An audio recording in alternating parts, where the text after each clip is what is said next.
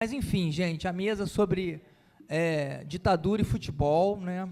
Compõe a mesa a professora Lívia Magalhães, da UF, da Universidade Federal Fluminense, e o professor João Malaya, da Universidade Federal de Santa Maria, a quem, enfim, os dois eu agradeço imensamente o aceite, né, por participar aqui do debate.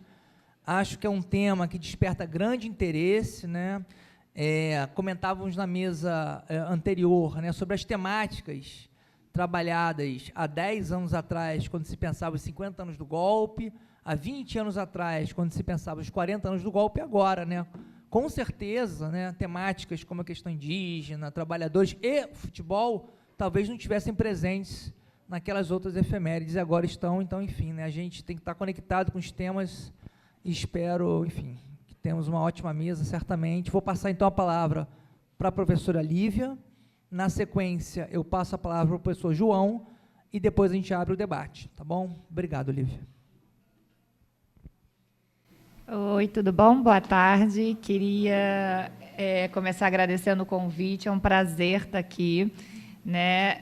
Eu dou aula em Niterói, ali na UF, eu acho que a gente tem muito poucas relações, né? A gente tem que aprofundar as relações, fazer esses intercâmbios mais vezes, porque não só geograficamente é muito perto, né?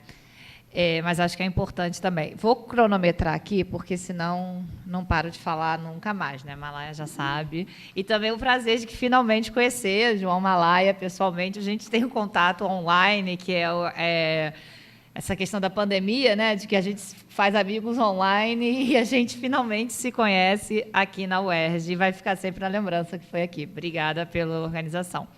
Por fim, queria comentar que estou olhando as camisas aí, não estou vendo ninguém devidamente trajado ainda, mas veremos quais serão, se vai aparecer alguém ali, né, mais bem vestido, digamos assim, no recinto. Começando um pouco pelo que o Rafael falou, é interessante essa questão, né, dos novos temas, porque eu lembro que quando eu defendi a minha tese de doutorado, foi em 2013, e na minha tese de doutorado, que é o que eu tenho falado mais ao longo desses anos, né, que agora eu troquei um pouco a minha pesquisa e trouxe a nova para cá, mas eu falava sobre futebol, ditadura e Copas do Mundo, né? E é interessante como, na época, era muito difícil eu estar numa mesa de futebol. Eu lembro da gente começar as primeiras mesas sobre esporte, basicamente sobre futebol, né? Esporte, eu não sei se a gente ainda consegue fazer uma coisa tão geral na ditadura. A gente fala sobre esporte, talvez federações, se a gente for falar, mas eu lembro de estar começando e que, naquele momento, ainda era muito presente escutar coisas do tipo: isso não é tema de pesquisa, né? Isso é o ópio do povo, futebol não tem sentido, era todo mundo alienado. E acho, então, que eu venho de uma geração, o Malaya também, de que a gente tenta trazer uma outra perspectiva para os estudos do futebol, quase que tentando mostrar que o futebol é legal, né? Que a gente pode gostar de futebol e ter opções de vida, digamos, que não são necessariamente conservadoras, ou no sentido de que não somos alienados por gostar de futebol, né?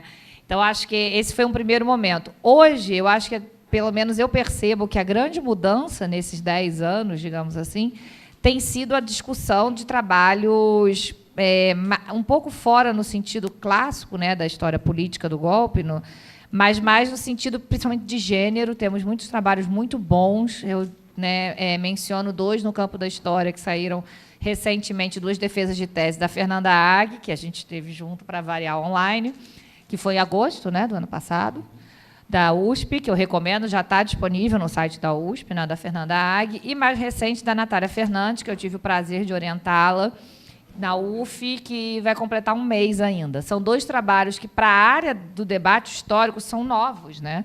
E temas que, por exemplo, nem o meu trabalho, eu faço sempre essa autocrítica, nem o do Malaya, a gente pensava de uma perspectiva de gênero, porque não era um tema para se pensar, digamos assim. Não é que não estavam lá, eu imagino que a gente cruzou essas fontes, viu esses assuntos e não chamou nossa atenção.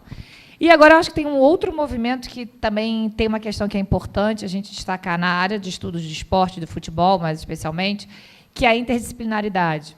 eu fico muito feliz de ver que essa é uma área, né, eu evito falar um campo de estudo, porque parece que a gente está fazendo uma piada, né, sem graça, mas é um campo de estudo, de fato, que a gente é muito interdisciplinar. A gente vai dialogando. Eu, por exemplo, tenho uma das grandes parceiras de produção, é uma antropóloga que trabalha na Faculdade de Educação. Temos um grande colega que eu brinco, que é o historiador mais famoso da educação física, que é o Sérgio Setânio Giglio, que já aproveito para divulgar o site dele, o Ludopédia, o portal que ele e outros pesquisadores, né, organizam, que é fenomenal. E foi a partir dessa interdisciplinaridade, eu entendo, que a gente começou a olhar, a partir de um colega que, infelizmente, né, sofreu um acidente, partiu muito cedo, o Gilmar Mascarenhas, que ele trabalhava a partir da geografia, né, as discussões de cidade e futebol, e também ele começou a trazer a questão dos estádios, né? Então, eu acho que todos os nossos trabalhos hoje sobre estádios passam pelo legado, e pelo legado tanto da pessoa, do Gilmar, né, da paixão dele, pela forma de pesquisa. Ele era professor da UERJ, no Maracanã, e também no legado no sentido mais técnico mesmo, das pesquisas que ele fez. Então, eu trouxe para vocês aqui hoje essa nova pesquisa, que eu já estou desenvolvendo tem uns 2 anos, mais ou menos, que é sobre, e foi citado aqui, né, mais cedo, na mesa anterior, falando da questão das prisões imediatas do momento do golpe, o Caio Martins, né? Então, é interessante também, a gente fazendo essa ligação entre os outros aniversários do golpe, que existem trabalhos em 2014, do professor Paulo Schnauz, por exemplo, da UF, sobre o Caio Martins. E a gente vê que avançou muito pouco, apesar disso, né? Os relatórios da Comissão da Verdade, que eu trouxe aqui para a gente ver um pouco, da Comissão Municipal da Verdade de Niterói, ele, por exemplo, surpreendentemente, ele foi publicado ano passado como e-book, para a gente ter uma ideia, né?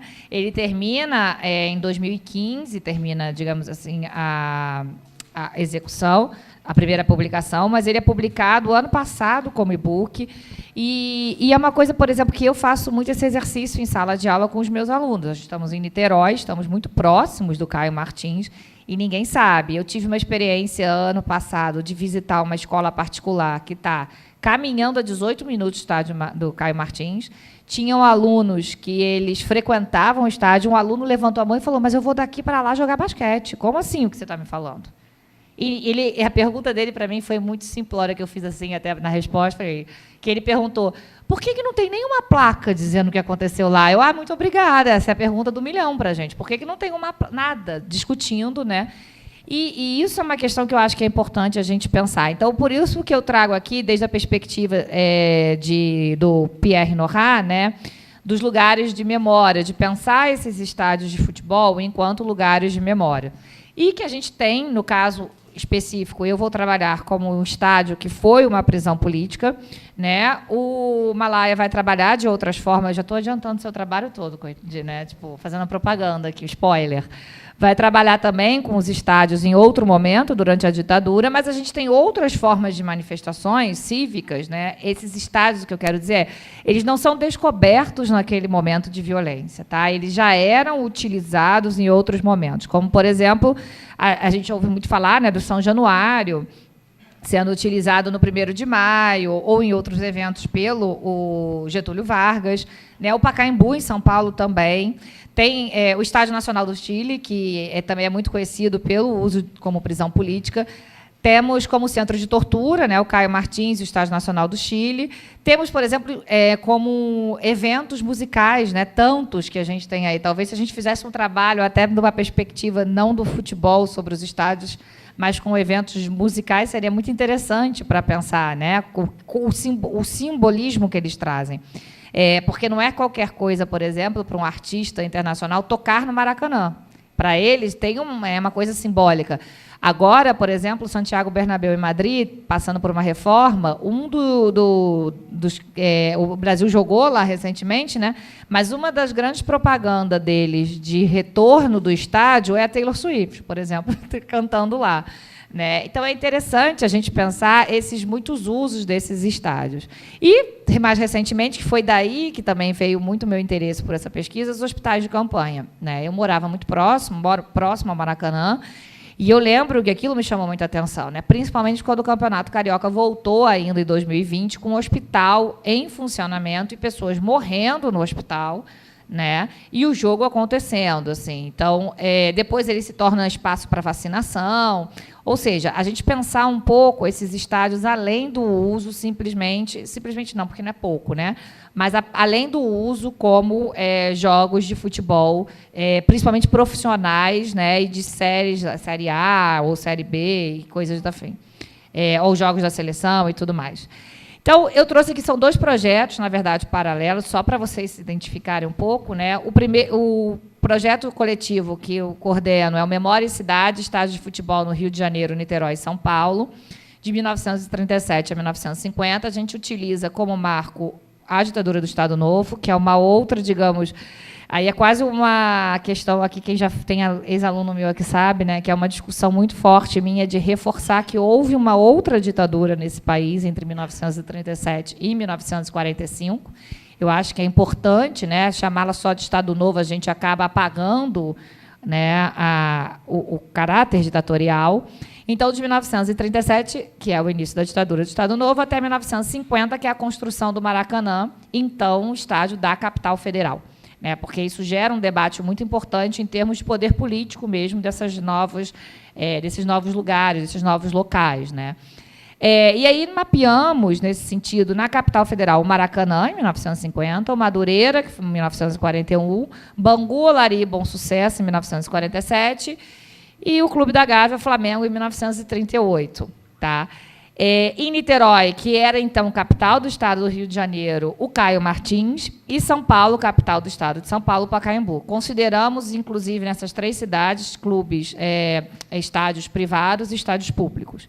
E, a partir disso, também eu tenho um projeto individual, com um recorte e uma perspectiva diferente, que é o próprio estádio Caio Martins e a cidade de Niterói, que o recorte é da construção ao uso como prisão política.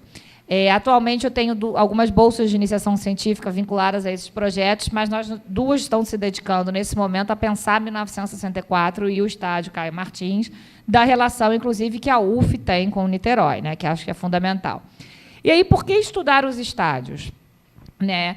Aí eu trouxe alguns pontos aqui, todos eles são praticamente, né, são baseados, como eu falei, nos estudos do Gilmar Mascarenhas, né, que eles são importantes na difusão do futebol no Brasil.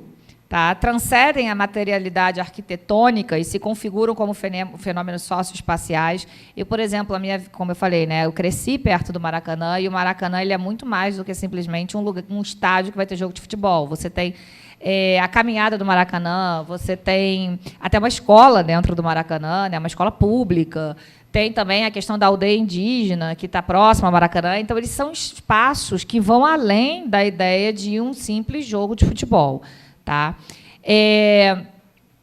Como diz o Gilmar Mascarenhas, né, eles vão além dos seus espaços e interagem com os atores sociais locais, o que faz dele práticas socioculturais. E aí, quais seriam os objetivos? Né? Novos olhares locais a partir da sua inserção em um espaço-tempo futebolístico e maior entendimento dos seus processos históricos geográficos. Como eu falei, né, a gente tem aí essa discussão muito forte, que é de uma interdisciplinaridade com a geografia. Essa é uma foto, tá, atual do complexo do Caio Martins, para não sei quem já viu, assim, porque normalmente a gente passa na porta das coisas, a gente não vê, né? Então, só para a gente ter uma noção.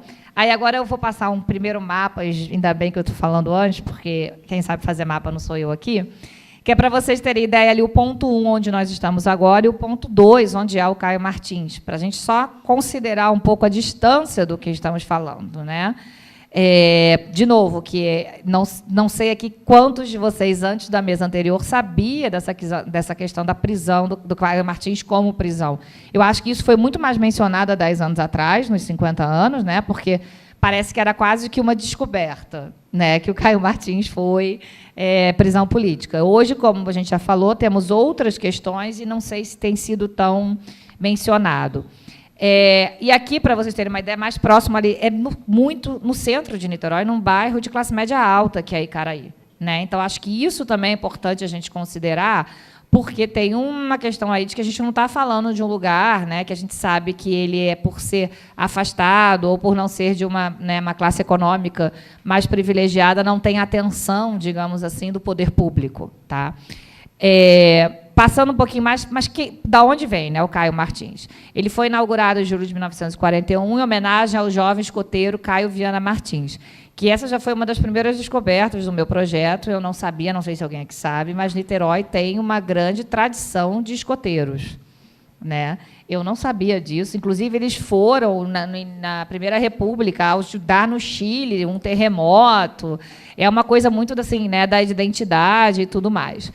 O proprietário atual, essa é uma discussão importante, né, que é do governo do Estado do Rio de Janeiro. E aqui já traz uma questão, por exemplo, que eu acho interessante a gente pensar as possibilidades de estudar esses espaços, que eu falo para os meus alunos, perguntas: o que aconteceu com prédios públicos que eram do governo do Estado e os que eram da capital federal, quando você tem a cidade do Rio de Janeiro voltando a ser, se tornando capital, né, na verdade, se tornando capital do Estado do Rio de Janeiro.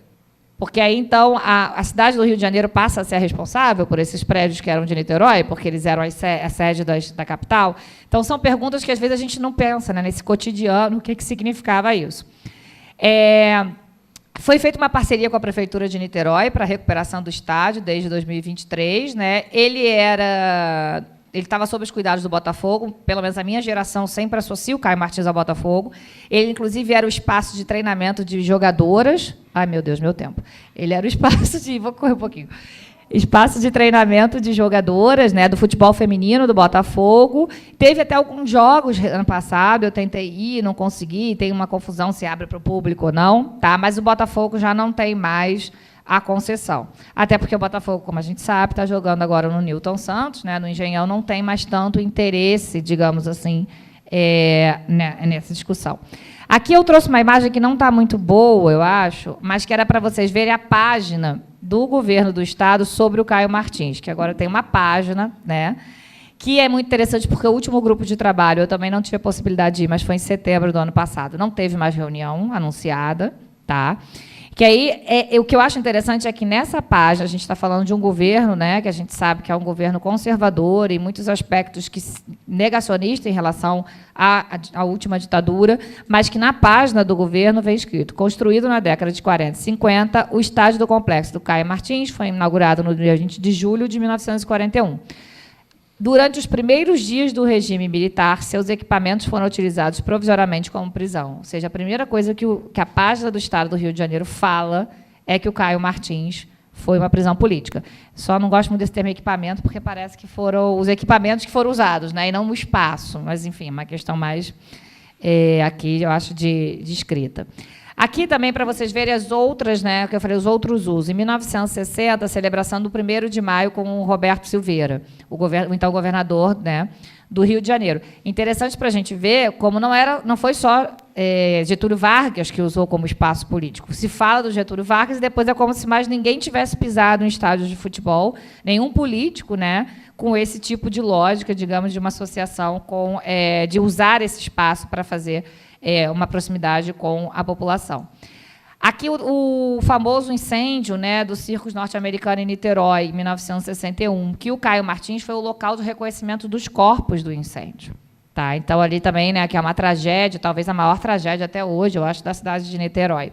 Essas questões aqui são importantes para a gente ver, como eu disse, né, que não é, de repente, que o estádio Caio Martins passa a ser algo que o poder público olha para algum tipo de utilização. Tá? Não é claro que é uma novidade ele ser uma prisão, mas não é uma novidade o poder público utilizá-lo para alguma atividade. Aqui eu vou passar mais rapidinho, que era só para falar um pouco sobre a ditadura, mas acho que a gente já está no evento, né?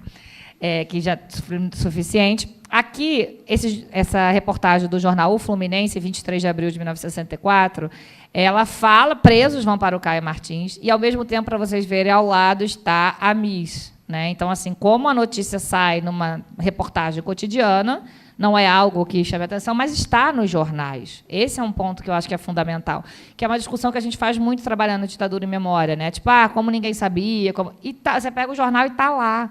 Então, como é que ninguém sabia? É capaz que as pessoas hoje lembrem quem era a Miss, mas diga que não lembram, né, que o Caio Martins. Então, essa discussão do esquecimento, da memória, eu acho que ela é fundamental também.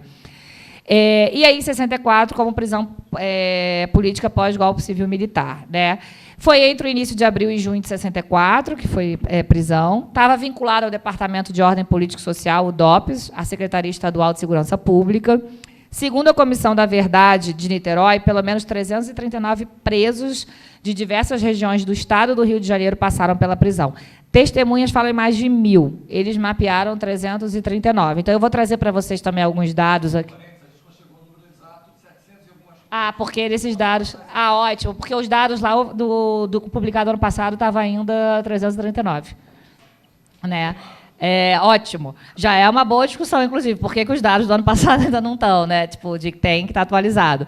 Mas, enfim, a grande discussão que eu acho interessante é porque isso vai impactar em alguns números que eu vou trazer aqui depois, que eu tirei direto do relatório, tá? Para vocês entenderem. E aí, um dos trabalhos que eu falei de 2014, né? Segundo Nélia Guiar, no ginásio, o pessoal era distribuído entre as áreas dos dormitórios de atletas, mais ao alto, as arquibancadas e a quadra do ginásio. As mulheres ficavam em área separada, mas à vista de todos. Aí, sobre o relatório, que eu falei para vocês que eu queria trazer para a gente pensar um pouco aqui, né? Já que também tinha uma mesa anterior que trouxe o tema e tudo. O ano de publicação do relatório parcial é de 2015, do e-book, como eu falei, que está disponível online, né, gratuitamente, que foi usado nessa apresentação, é de 2023. Então, acho que isso já chama muita atenção. A gente sabe que de 2015 a 2023 vivemos um grande momento de turbulência política, para dizer assim, nesse país, né, muito complexo, e que esses temas foram, inclusive, muito colocados de lado em qualquer debate público. O ano de atuação foi 2013, né, e essa composição inicial dela foi 2 pessoas da Universidade Federal Fluminense, 2 pessoas da Câmara de Vereadores, 2 da OAB e 1 da imprensa, que foi representado pelo jornal A Tribuna. Tá? E aqui o perfil dos presos políticos, que eu achei muito interessante na última mesa, né, que quando citaram até o Caio Martins, essa questão mesmo do perfil. A localidade de origem, então, são pessoas de todo o estado do Rio de Janeiro que vieram para o Caio Martins, não é uma coisa da cidade de Niterói. Tá? É interessante aqui que a gente tem Niterói, a maioria, mas tem São Gonçalo, Cabo Frio, Cachoeiras de Macacu, que é interessante porque ali teve, né, uma questão muito mais específica. Eu acho interessante pensar, usar esses dados, por exemplo, para pensar por que 9 pessoas de Cachoeiras de Macacu foram presas e foram para lá. O que aconteceu ali em Cachoeiras que precisou levar essas pessoas, né?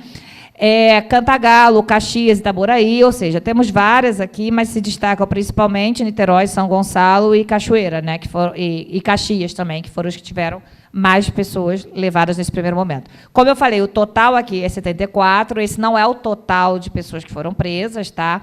Mas foi nessa primeira análise, nesse primeiro levantamento. A gente já foi falado aqui também da dificuldade da gente cruzar os dados e encontrar essas fontes para trazer para cá. A procedência dos presos, né? Interessante porque eles não vinham diretamente, não é que eles eram presos e levados diretamente para o Caio Martins. Por exemplo, temos a maioria, 50%, vem do Centro de Armamento da Marinha. Temos também 26% que vem do DOPS da Guanabara, depois do DOPS do Rio de Janeiro, da PMRJ e da Secretaria de Justiça da Guanabara. Ou seja, o Caio Martins ele era, na verdade, um lugar, digamos, um segundo lugar de prisão, uma segunda prisão para a maioria desses presos políticos. O que também é interessante a gente pensar, porque tem-se uma ideia de que os estádios são como uma opção, não tem onde colocar um monte de gente, vamos abrir o estádio, né? Essas pessoas já estavam presas, não é uma grande prisão que acontece e vamos levar para lá. São pessoas que estão sendo presas, muitos presos, na verdade, e aí você pensa em grandes espaços. O perfil profissional, também acho muito interessante, depois do que nós ouvimos aqui na última mesa, né? Operários navais, a maioria, também advogados, né? Deixa eu ver aqui, que aparece aqui também. Tem o prefeito, né? Ex-deputado, coronel reformado, dentista, engenheiro, farmacêutico, ou seja, uma variedade, mas principalmente operários navais. Então, é interessante também para a gente entender o perfil desses primeiros presos durante a ditadura, né? A última ditadura aqui no Rio de Janeiro. Estou correndo já, Rafael. Esse é um documento do SNI que revela, né, dos presos políticos do Caio Martins acusados de ligação com as ligas camponesas, que eram os de Cachoeiras de Macacu.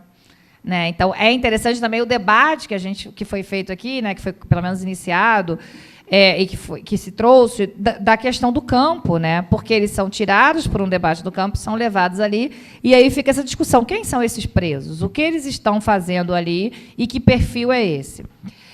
E aí, já caminhando um pouco mais, já caminhando para o final, eu trouxe aqui para a gente pensar essa comparação que, antes de eu levar para o próximo slide, eu acho importante a gente deixar muito claro que não estamos fazendo aqui uma disputa de quem foi primeiro à prisão, até porque eu espero que ninguém queira ser, né? O primeiro à prisão política, ninguém quer, é um título que não queremos. Mas existe uma grande discussão sobre o Caio Martins, que, por exemplo, como eu falei, né, a gente há 10 anos atrás estava discutindo isso. Eu fui, ano passado, num evento da Unesco em Buenos Aires sobre direitos humanos, apresentar com uma das minhas colegas, que é do projeto coletivo, e apresentamos esse trabalho sobre a prisão política, e ninguém conhecia o Caio Martins enquanto prisão política. Era uma mesa sobre prisões nas ditaduras da América do Sul. Eles sabem um monte de coisa sobre a nossa ditadura, mas ninguém tinha ideia. E todo mundo falava, mas foi antes do Chile. Era sempre a reação. Né?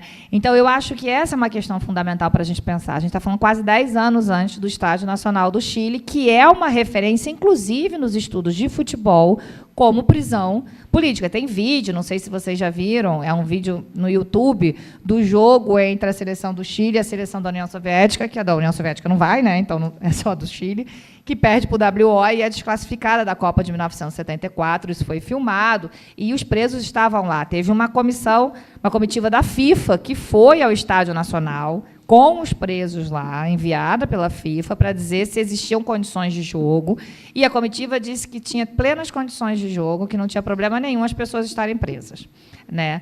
Mas, exato, os presos estavam em campo, aí o que acontece depois é que tem, inclusive, e é uma coisa assim, porque pelas regras da FIFA, para ter WO, você tem que ter um gol feito pelo time. Então, o juiz apita, o jogo começa, o chileno faz o gol, e aí é considerado WO. Né? E isso, claro, marca muito, isso vai circular, a gente tem esse vídeo online. Mas isso não significa que a gente não traga, né, essa discussão de outra forma, para lembrar também que não é a primeira experiência. E aí eu até vou jogar aqui que, se o nosso caso do Caio Martins é a primeira experiência. Ainda tem, né? Recentemente eu estive conversando com colegas na Espanha que eles têm a sensação de que todos esses conflitos vão ter espaços como esse sendo. Eles começaram a mapear. A Guerra Civil Espanhola teve vários, que ninguém fala sobre o assunto, né, do estádio de futebol sendo lugar de prisão. Mas, enfim, então eu trouxe aqui um pouco para a gente pensar, né, o Estádio Nacional Júlio Martins Prádanos, do Chile, que foi inaugurado em 1938, que é interessante porque ele está dentro, inclusive, da cronologia do projeto sobre estádios, né, que eu falei para vocês. Ele, hoje, o proprietário é o Instituto Nacional de Esporte do Chile, o Chile Deportes, que é um serviço público.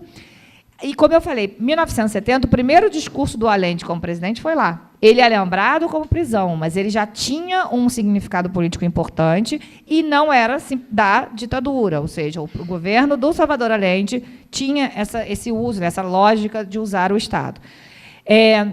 Quando eu falo uso, tá, gente, acaba sendo um verbo muito complicado, mas não é uso no sentido pejorativo, né? É o uso mesmo, assim, da gente usar roupa e da gente frequentar um lugar. Em 1973, né, foi um centro de detenção da ditadura, e eu acho que, talvez, acho não, né? Aí eu entendo que, por ter tido tamanha repercussão, né, inclusive nós temos casos de brasileiros que estiveram presos no Caio Martins e no Estádio Nacional do Chile depois. Né? Que, inclusive, eu lembro uma vez uma palestra que falei, eu não acreditei que aquilo estava acontecendo de novo. 2 golpes, 2 estádios, assim, que era uma coisa impressionante. Mas, como eles acabaram encontrando uma forma, digamos assim, de lidar com esse espaço, com essa memória, que eu acho muito interessante. Né?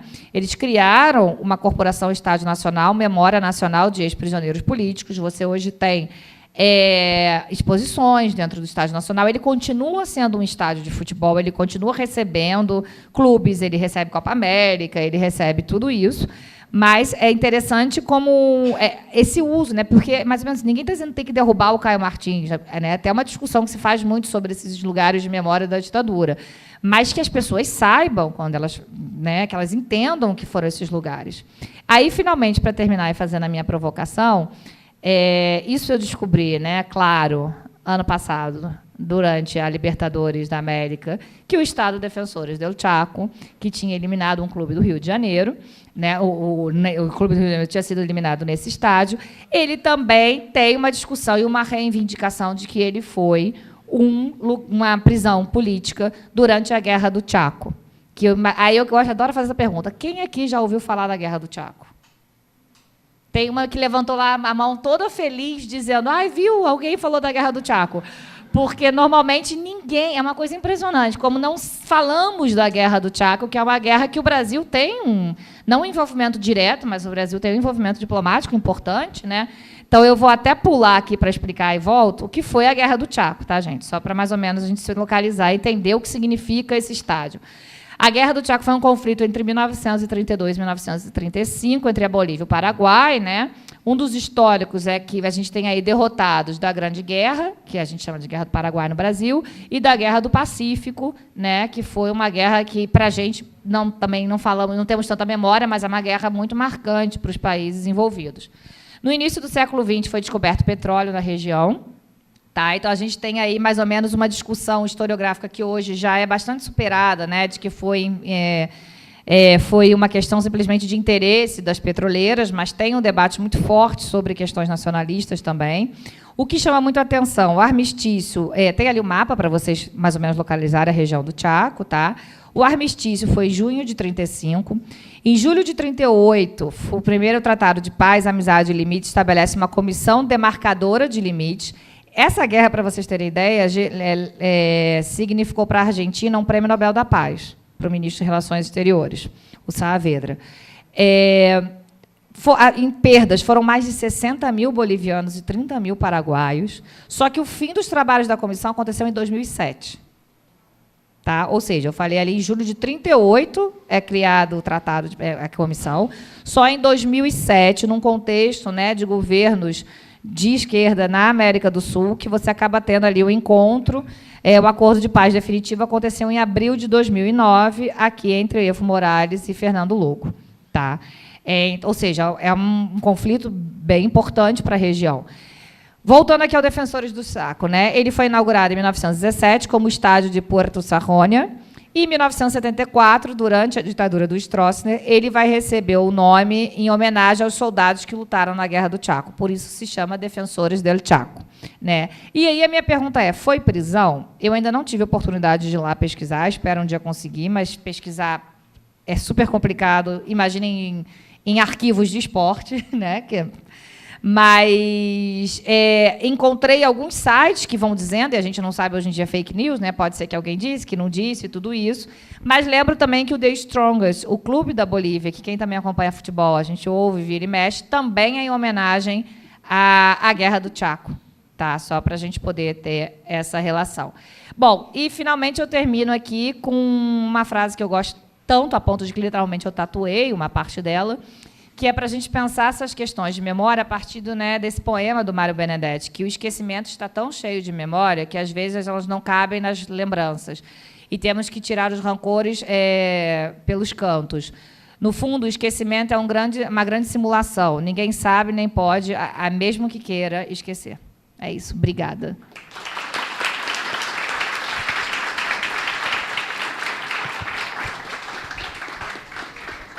Muito obrigado, Lívia. Então, de uma vascaína para um rubro-negro, agora eu vou passar a palavra para um palmeirense. Então, boa tarde de novo. Pessoal, vou fazer os agradecimentos de praxe aqui, agradecer ao Rafael pelo convite, a todo o pessoal da organização aqui da UERJ. Eu realmente me sinto muito orgulhoso de estar aqui hoje. E do lado da Lívia, que, digamos assim, junto com, talvez, com o Euclides, né, inauguraram os estudos sobre futebol e ditadura no Brasil de uma forma mais profunda. Na mesa anterior, eu estava aqui vendo uma grande pesquisadora, duas, né, mas a professora Mônica, que é uma grande pesquisadora, ao qual eu agradeço muito a organização, ano passado, do evento da AMPU. Eu ainda tenho pesadelo. Eu imagino, professora. E é isso, assim, ó, Hoje eu queria mostrar aqui para vocês um pouco desse estudo que eu estou fazendo. Já é o 5º ano que eu estou estudando esses estádios. E aí, vou usar aqui também uma frase que a professora Mônica falou no final da apresentação dela, que a gente precisa estudar os governos estaduais na ditadura. E acho que aqui a gente tem alguns bons exemplos, né? E eu fiz questão de colocar ali, né? Isso também faz parte de um projeto do CNPq, que começou agora esse ano, os estádios da ditadura, história pública para o enfrentamento do revisionismo nas escolas. Acho que trabalhar o tema do futebol é uma boa porta para a gente conseguir levantar temas dentro de sala de aula, e aí a ideia é pesquisar esses estádios públicos que foram construídos durante a ditadura e tentar fazer materiais didáticos, audiovisuais, para que sejam levados para as escolas do Brasil todo, né? E aí eu coloquei ali embaixo, ali, né, do título, Grandes Estádios Públicos da Ditadura, Corrupção, Tortura e Mortes, porque é isso que a gente vai ver hoje, infelizmente, né? Acho que quando quem aqui gosta de futebol e frequenta estádios de futebol, a gente tem uma relação muito feliz com os estádios de futebol, apesar de nem sempre a gente sair de lá feliz, né? Mas a relação é de felicidade. Tantas vezes a gente chama um estádio de futebol de nossa casa, né? Então, hoje a gente vai ver algumas coisas aqui por trás disso, né? Esse estudo, uma das inspirações desse estudo é do nosso grande colega Pedro Campos, que vai estar aqui, né, no último dia, tentar desvendar um pouco essas relações com grandes empreiteiras.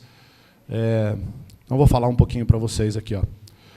A primeira coisa é assim, né? Eu queria trazer para vocês, para aqueles que se motivarem, né, quem está estudando, fazendo TCC, quiser fazer um mestrado, doutorado, a gente tem muita possibilidade para estudar futebol e ditadura. Muita, muita mesmo, né? A gente tem muita coisa já feita, mas muita coisa por fazer.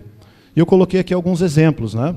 Projetos de governo atrelados à Confederação Brasileira de Desportos, como estudos sobre seleção brasileira, sobre loteria esportiva, sobre o Campeonato Brasileiro de Futebol, a construção de estádios públicos de futebol, que eu vou falar um pouquinho para vocês aqui hoje, a participação dos dirigentes de clubes de futebol, e aí eu uso aqui uma expressão que foi colocada pelo Mariano Gruchetsky, que é um sociólogo argentino que escreveu um livro chamado... Ele organizou uma coletânea, né? Clubes de futebol em tempos de ditadura, né? Sobre a Argentina. E aí ele fala sobre os clubes de futebol, né? E a participação na ditadura militar como várias possibilidades, né? De conformismo, indiferença, adaptação ou adesão ao regime. E aqui a gente teve os nossos clubes de futebol tiveram todas essas expressões que estão aqui. Alguns mais, outros menos, né? Mas tivemos adesão, adaptação, indiferença e conformismo durante a ditadura militar. E eu acho que é um desafio para quem quer estudar, enfrentar isso, né? Enfrentar, muitas vezes, estudar a participação que os dirigentes dos nossos clubes que nós torcemos tiveram na ditadura militar. Outra coisa interessante é estudar o papel da imprensa de grande circulação nesses projetos, principalmente nessa construção de estádios públicos, e resistência também, né? Óbvio. Resistência de torcedores, jogadores e dirigentes de clubes de futebol, em raríssimos casos, tá? Fontes de pesquisa que eu usei para esse projeto até agora, né? Várias delas do Sistema de Informação do Arquivo Nacional, então o Fundo da Comissão Geral de Investigações, o Fundo do SNI, o Fundo do Gabinete Pessoal do Presidente da República, o Fundo da Divisão de Segurança e Informação do Ministério da Justiça, e esqueci de colocar um aqui, que é o Fundo da Agência Nacional, onde a gente tem vários filminhos feitos sobre os estádios de futebol como grandes conquistas dos governos estaduais, né, como propaganda. Usei também periódicos, né, de forma geral, documentos das Assembleias Legislativas Estaduais, leis e decretos municipais, estaduais e federais. Esses estádios que eu vou falar aqui para vocês hoje são estádios públicos, quase todos ligados a governos estaduais. Tem um que é ligado a um governo municipal. E todos eles com capacidade de mais de 40 mil espectadores. Foi o recorte que eu fiz, tá? Então, a gente tem aí, ó, essa tabela aí, ela mostra um pouco algumas questões interessantes, né? Os dois... Eu coloquei por ordem cronológica do início das obras, tá? Desses estádios. Eles têm mais ou menos a mesma lógica. O governo estadual criava uma fundação, essa fundação era alocada lá um monte de gente, e na época da ditadura geralmente eram militares, que ficavam lá para gerenciar, serem responsáveis por obras de licitação, pelo andamento das obras e depois pelo gerenciamento desses estádios. E aí a gente percebe que o início das obras ele começa ainda no período democrático, né? A inauguração desses estádios é que já todos eles são já durante a ditadura. Outra que a gente percebe, né, é a presença de empreiteiras. Eu não coloquei aqui do Batistão, porque não encontrei nenhuma grande empreiteira, são empreiteiras pequenas, né? Mas a gente dá para perceber aí que a CEBLA, por exemplo, quase metade desses estádios é de responsabilidade da CEBLA. A gente tem outras grandes empreiteiras também, a Stacom, a Guarantã, a Engeral, né, que foram responsáveis aí por esses estádios. E ali onde eu coloquei um asterisco nas inaugurações, que vocês podem ver que tem vários, foram estádios que alguma coisa ia acontecer e precisavam inaugurar esses estádios. Então, era o governo que estava acabando na quarta-feira e eles precisavam inaugurar os estádios no domingo, ou no sábado. Um evento, uma grande competição que ia acontecer e eles precisavam inaugurar o estádio porque a competição ia acontecer, como foi o caso do Pedro Pedrocian na Taça de Independência. Como foi, por exemplo, o caso do Almeidão também, né? E aí alguns deles eu vou comentar aqui com vocês, tá? O contexto em que esses estádios são construídos, né? E aí está uma propaganda da CEBLA aí, né? Há 28 anos a CEBLA cria muita coisa de concreto para esse país. E a gente vai ver algumas das coisas que a CEBLA fez de bem concreto, né? Estamos vivendo aí, né, nesse auge dessa construção, os planos de integração nacional, o Plano Nacional de Desenvolvimento, principalmente no governo Médici, a explosão das obras públicas, o beneficiamento de empresários do setor da construção civil. Essas obras todas servindo muito de uma construção de discursos de integração nacional e, óbvio, tudo isso acompanhado de aumento da repressão. E aí os estádios cumprem um papel importante, né? De levar torcedores, de normalizar a situação, de fazer as pessoas sentirem alegria, de fazer uma pessoa em Teresina, no Piauí, poder ver um jogo do Fluminense, do Flamengo, do Grêmio, né? Então, todo esse discurso de construção nacional, esses estádios se prestaram muito, né? E aí eu coloquei uns mapinhas aí, cara. Eu sou meio doido por mapinha, então vou tentar mostrar para vocês aqui um pouco como é que se dá essa geografia desses estádios num nível nacional. Então a gente tem aí o início das obras, né, desses estádios no período democrático. A gente tem o Vivaldo Lima, em Manaus, que é o primeiro, e depois o Magalhães Pinto, famoso Mineirão, que era um estádio. Aliás, outra característica aqui, viu, pessoal? Quase todos esses estádios foram inaugurados por governadores que deram o próprio nome para o estádio. A gente tem um caso aqui que é maravilhoso, que é o caso da Paraíba, o governador Hernani Sátiro. Eu vou até voltar aqui, ó. O governador Hernani Sátiro inaugurou dois estádios na Paraíba, um em Campina Grande, um em João Pessoa, um num dia, o outro no outro. Um com o nome de Senador Hernani Sátiro e o outro com o nome Governador Hernani Sátiro. O estádio Governador Hernani Sátiro depois mudou de nome, virou o José Almeida Filho, que é o Almeidão. Tá? Mas o Senador Hernani Sátiro continua, é o estádio Amigão, porque ele chamava as pessoas de Amigão, então o estádio ficou Amigão em homenagem ao Hernani Sátiro. Tá? Então é o Almeidão, é o Batistão, é o Castelão, tá? Temos também o caso do Pedro Pedrocian, estádio Pedro Pedrocian, em Campo Grande, que tem o nome do governador Pedro Pedrocian, e ele inaugurou na frente do estádio um parque infantil, que é o estádio Pedrinho Pedrocian, que é o nome do filho dele. A gente dá risada para não chorar, né? Então, vamos lá, né? O Magalhães Pinto, Mineirão, até hoje com o nome do Magalhães Pinto, e vocês sabem que o Magalhães Pinto teve um papel primordial no golpe militar, né? Depois a gente teve aqui, ó, o início das obras que começam em 68, ainda no governo Costa e Silva. Então a gente tem o Pedro Pedrocian ali em Campo Grande. Em Salvador, a gente já tinha o estádio Otávio Mangabeira, que é a Fonte Nova, mas ele passa por uma reforma para construir um segundo anel. O estádio em Aracaju, o Lorival Batista, o Batistão. Em Maceió, o estádio Rei Pelé, que era para se chamar estádio Lamenha Filho, que era o governador de Alagoas, mas aí o Brasil ganhou a Copa de 70 e colocaram o nome de Rei Pelé. E, em Natal, o estádio João Machado. Esse é o único que é municipal. Tá? Aí a gente tem, no governo Médici, essa explosão aqui, de início de obras de estádio. A gente tem em Fortaleza o início das obras do Plácido Castelo, o Castelão. Em 71, em Belém, a gente tem o início da obra do Alacide Nunes, que é o Mangueirão. Em 72, o estádio Alberto Silva começa a sua construção em Teresina. O Pinheirão começa a sua construção em Curitiba. Em 73, a gente tem o início das obras do Serra Dourada, em Goiânia, do estádio Governador Hernani Sátiro, em Campina Grande, do estádio Senador Hernani Sátiro, em João Pessoa. O estádio que era para ser chamado Hélio Prates, em Brasília, que era o governador de Brasília, mas ele não quis, porque ele declarou que o estádio ficava dentro do complexo desportivo Presidente Médici, então não era conveniente ele dar o nome dele ao estádio. Aí o estádio ficou conhecido como Estádio de Brasília. E tem também o estádio que eu coloquei lá em Boa Vista, cara, só para a gente ter uma ideia ali, né, em Roraima. É um estádio que não tem capacidade para 40 mil pessoas, mas acho que valia, ficava bonitinho aqui no mapa.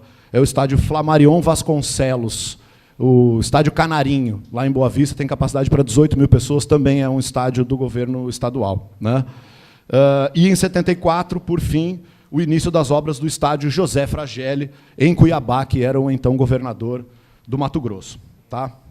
E no governo Figueiredo, a gente tem ali o início das obras. Então, no governo Geisel não teve obra, tá? Não teve início de obra de estádio, e depois o João Castelo, em São Luís, lá no Maranhão, que começa a ser construído no governo Figueiredo.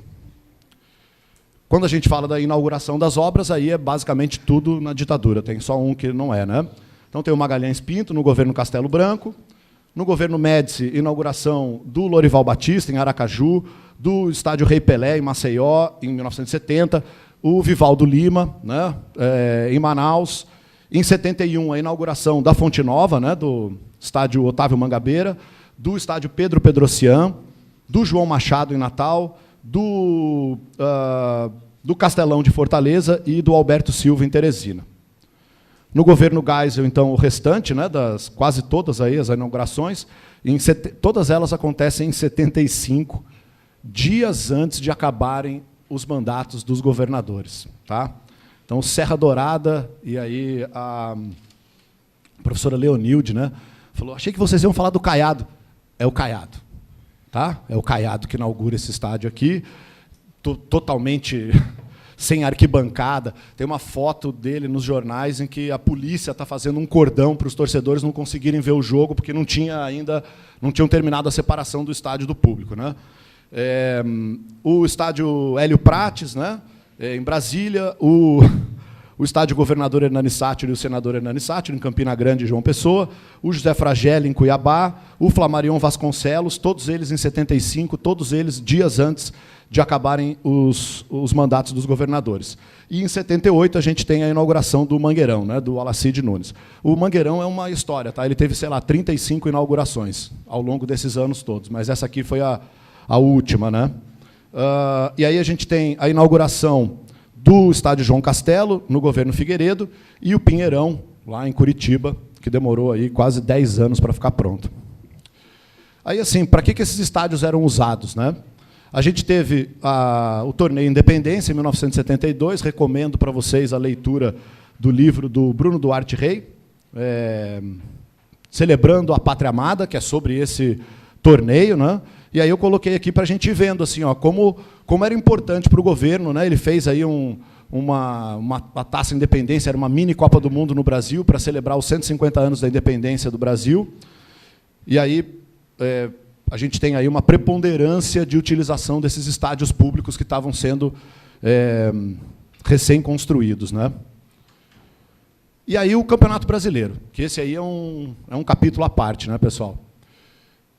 Acho que quem gosta de futebol e já estudou um pouquinho de história de futebol já deve ter ouvido aquela frase: aonde a arena vai mal, mais um time no Nacional, né? Que o Campeonato Brasileiro, durante a década de 70, ele começou com 20 clubes e, em 79, ele chegou a 94 clubes, né?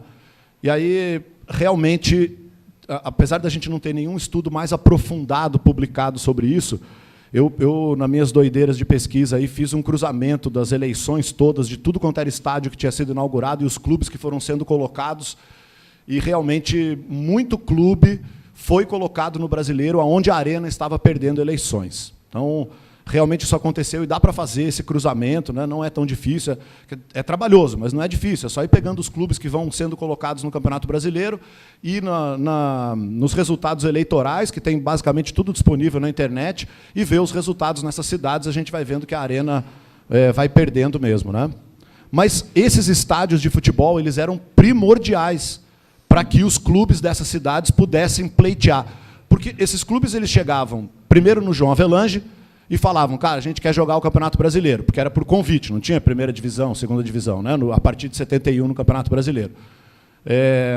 E aí o João Avelange, né? Não, tem que ter estádio e tal. Aí os clubes iam, cara, fazer as suas negociações com os seus governadores, com os seus prefeitos, para agilizar a construção de estádios, né?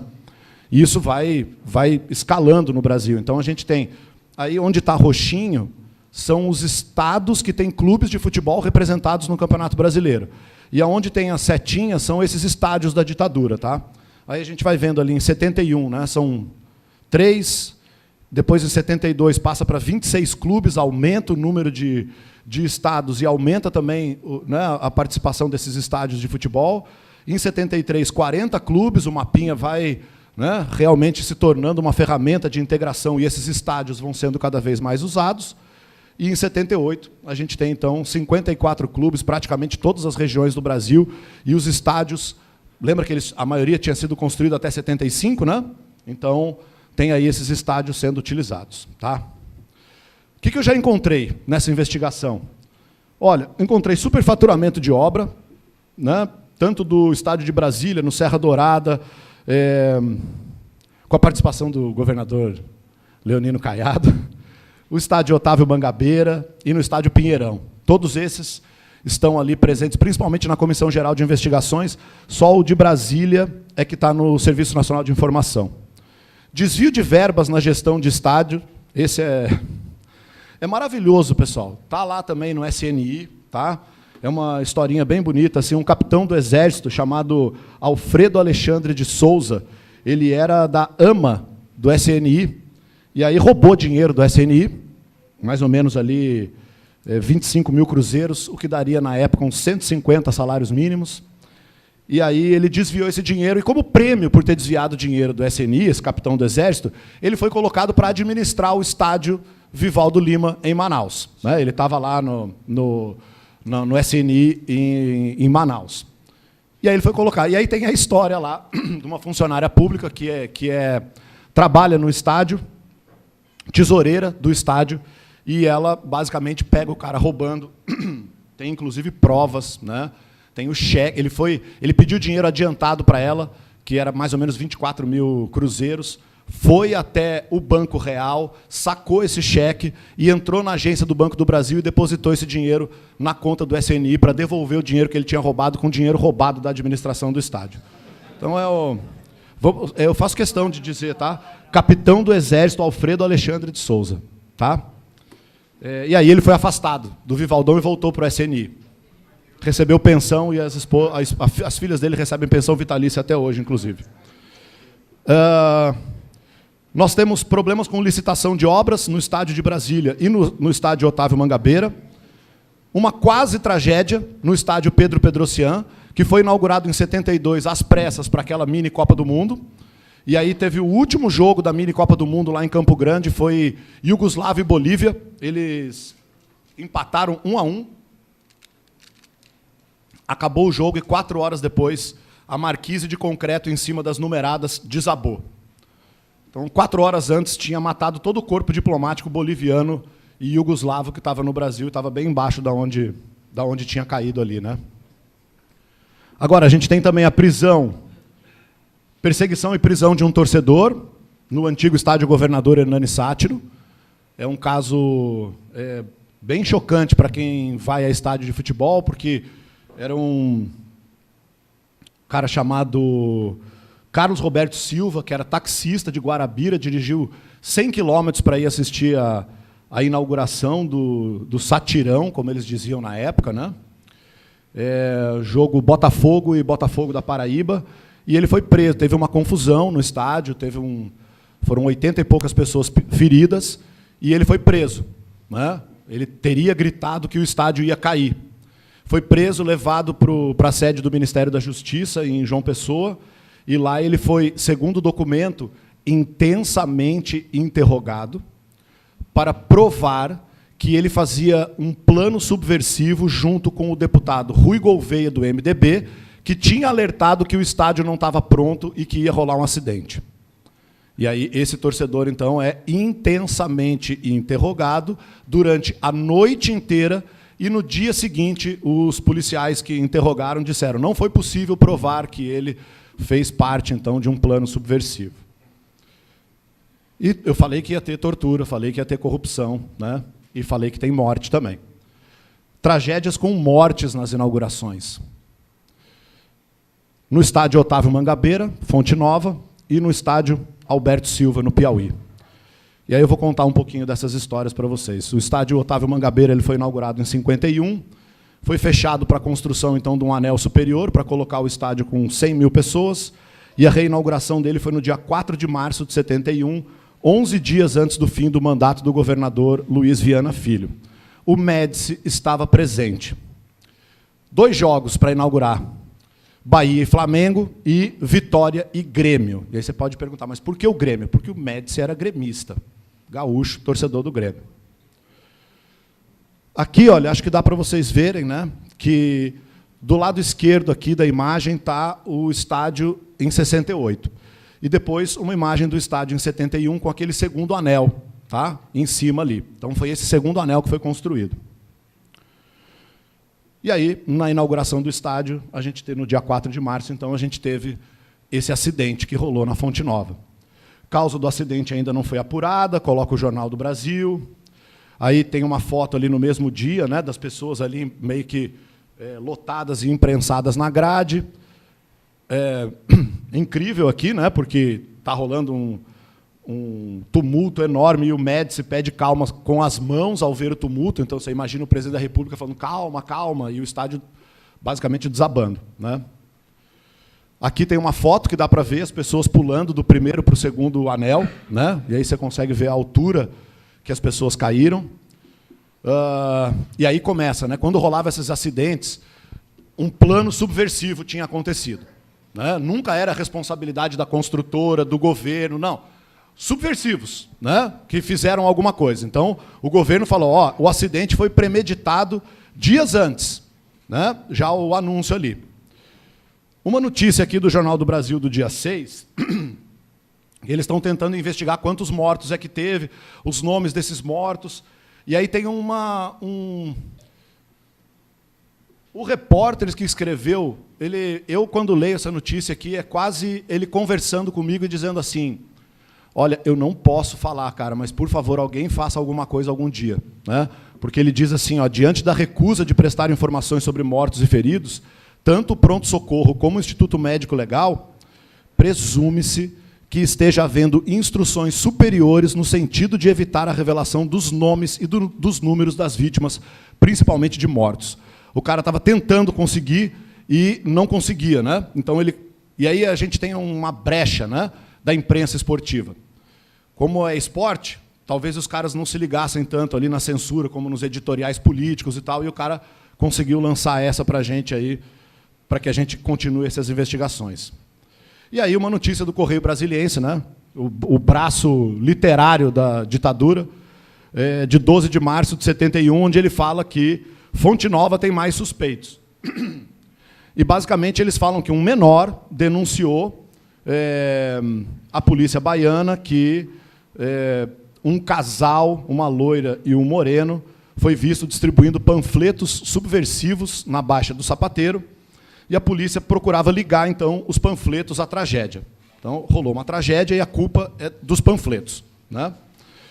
Baseando-se nas declarações dos jovens, as autoridades imediatamente entraram em ação e efetuaram a prisão de uma loira, com as características descritas pelo denunciante, que está sendo interrogada em sigilo, visto que a polícia pretende chegar ao seu companheiro. Os panfletos diziam: abaixo a ditadura, abaixo os gorilas, o estádio é do povo.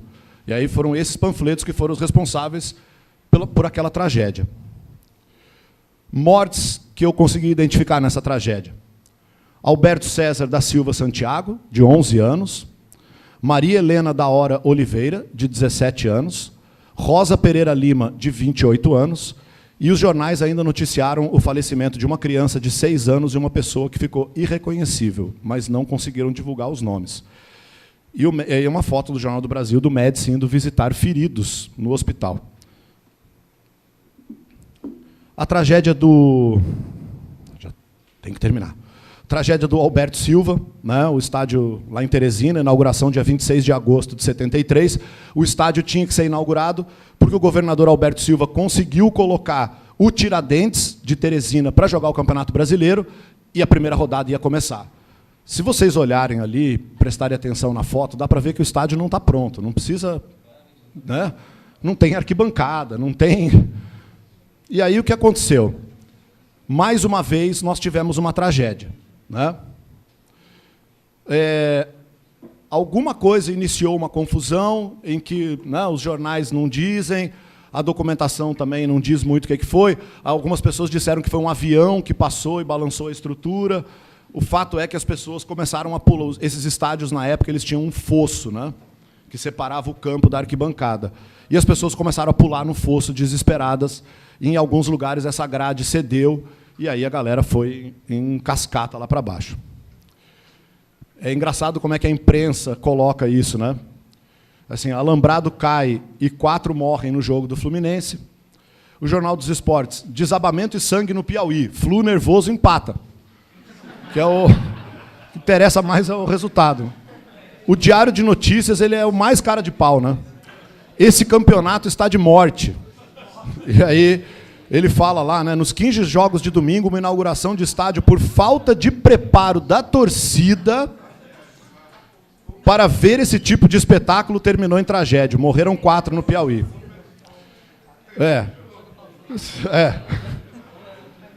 E aí depois o Jornal do Brasil coloca, né, morte de outro torcedor deixa Piauí mais triste.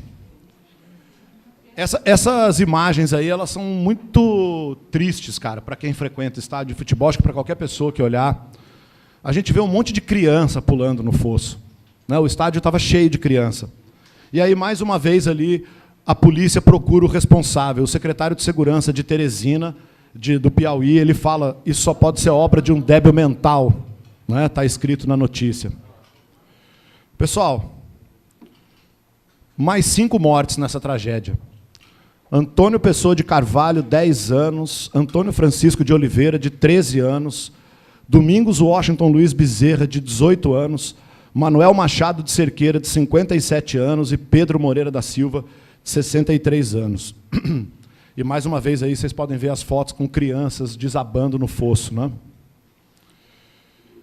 Quais é que são os objetivos daqui em diante, né? Já para encaminhar para o final aqui da fala? Aprofundar investigações sobre esses estádios, investigar se ocorreram mais mortes nesses estádios. Então, para isso, vou tentar acessar arquivos do Instituto Médico Legal, prontuários desses hospitais, né? Vou ver se eu consigo alguns sinais ali, localizar essas famílias, reunir documentação, tudo que eu puder para responsabilizar o Estado por essas mortes, porque o Estado é responsável, aquilo é um equipamento público que foi inaugurado sem a mínima condição de dar segurança aos torcedores.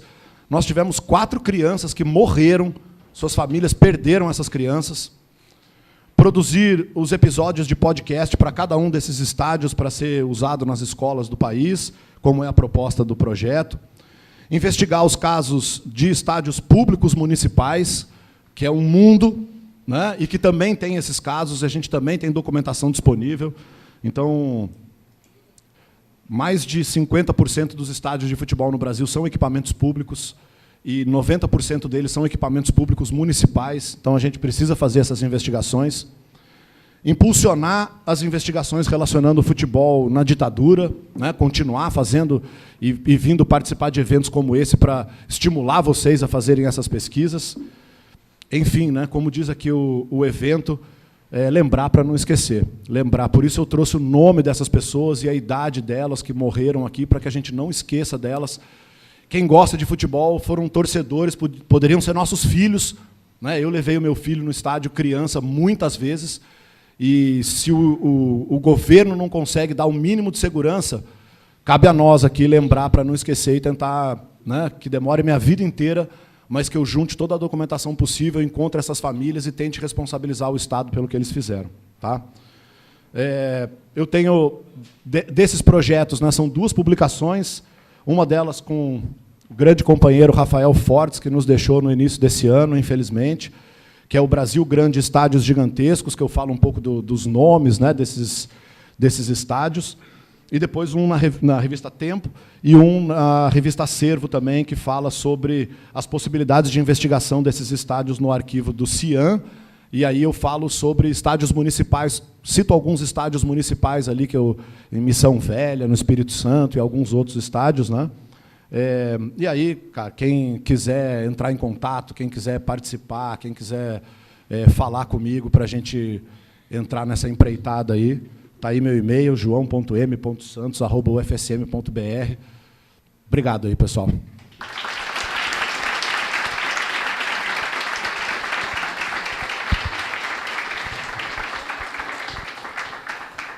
Excelente, João, muito obrigado. Então, antes de passar a palavra para as perguntas, né, do público, enfim, passar o microfone para as perguntas do público, eu vou fazer rápidos comentários aqui, né, e depois a gente abre as inscrições. Talvez a gente possa fazer uma rodada de 5 perguntas, se tivermos mais, a gente avalia uma segunda rodada, mas nós temos que tomar um certo cuidado com relação ao tempo, mas acho que dá um tempo hábil ainda para o debate. Bom, oi? Ah, sim. É o nosso grupo de pesquisa aqui da FFP.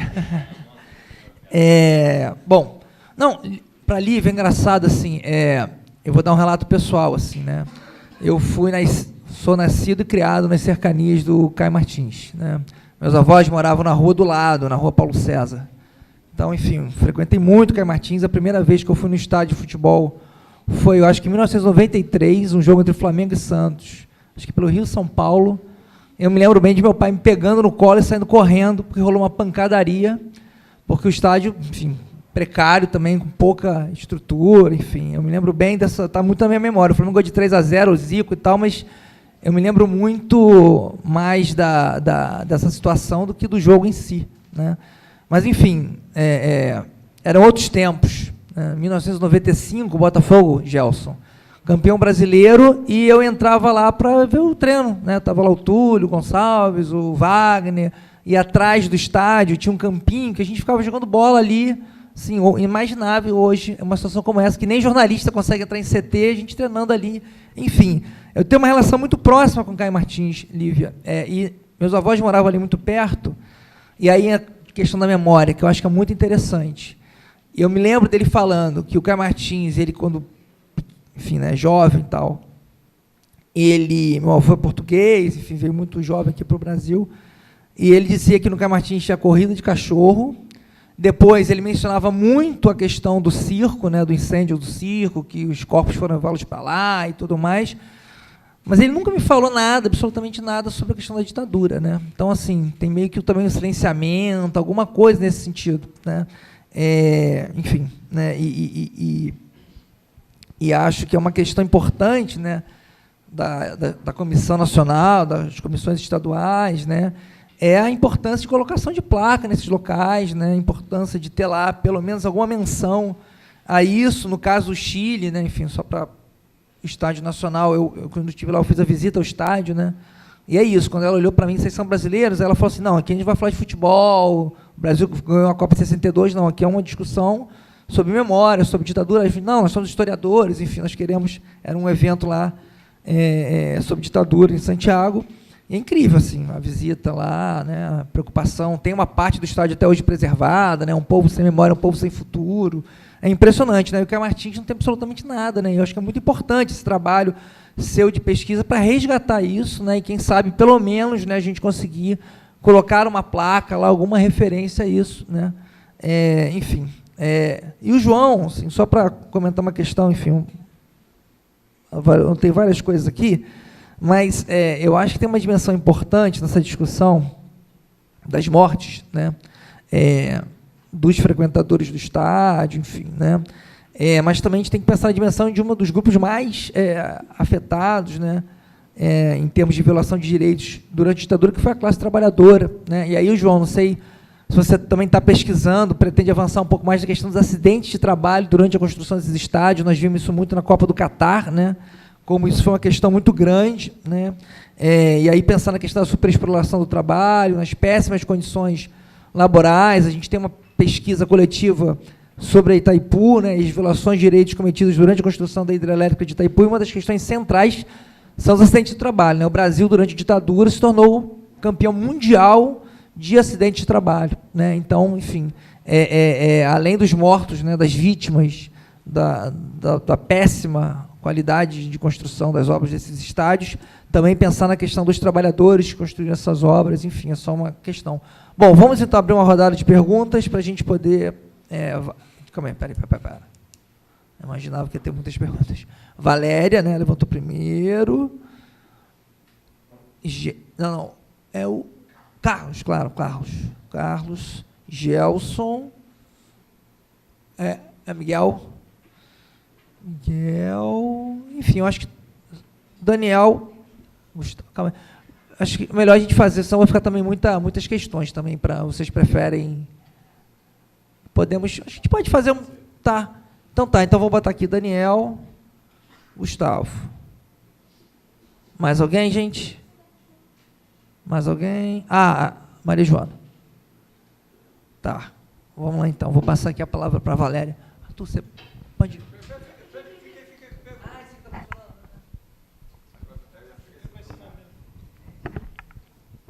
Boa tarde.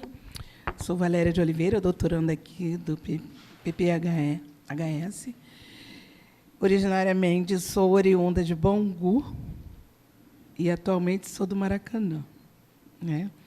Então, estou bem próxima. A minha pergunta é para a professora.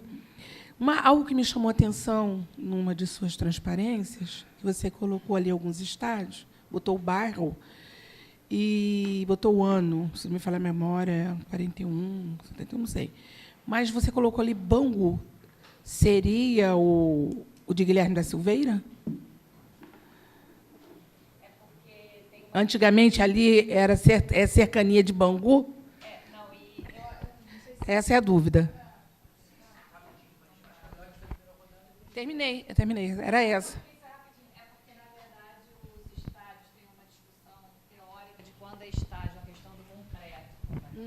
Tanto que a gente fez uma visita de campo ao Novo Sucesso e eles falaram para a gente que a gente tinha que corrigir nosso projeto, que estava errado, porque eles não eram daquele ano, não, porque eles eram de ano.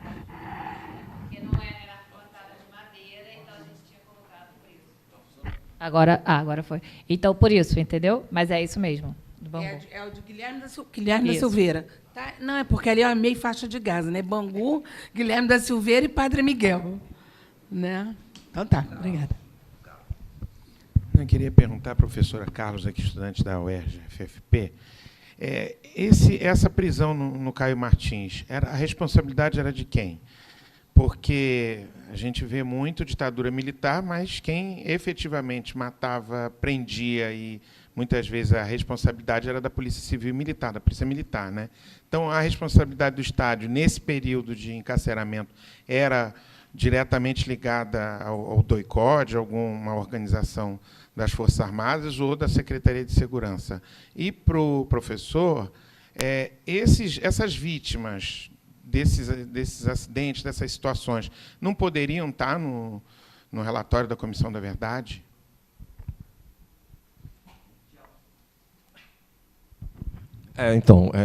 Bom, boa tarde a todos. Aliás, a primeira coisa que eu acho que é fundamental, não se pode falar de futebol e ditadura sem reconhecer que houve um time que se recusou a ser campeão brasileiro, campeão qualquer coisa, enquanto houvesse ditadura no Brasil.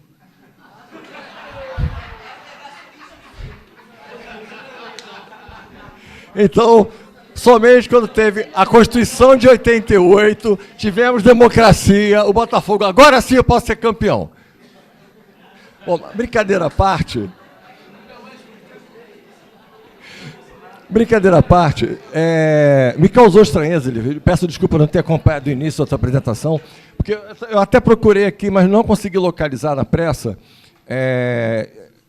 Enfim, essa pesquisa foi feita com um orientando meu de iniciação científica no CNPq, ele depois transformou essa pesquisa sobre Caio Martins, Fernando Rodrigues, numa monografia monografia de conclusão de curso aqui da FFP, só que isso já tem mais de 14, 15 anos, tem um tempo.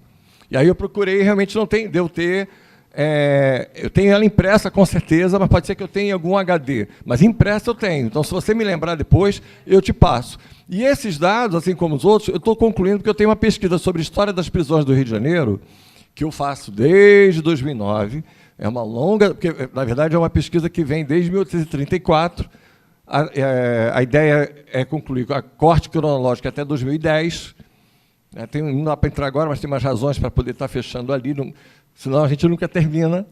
Né? E assim, dentro do que está planejado, o trabalho vai estar concluído no ano que vem.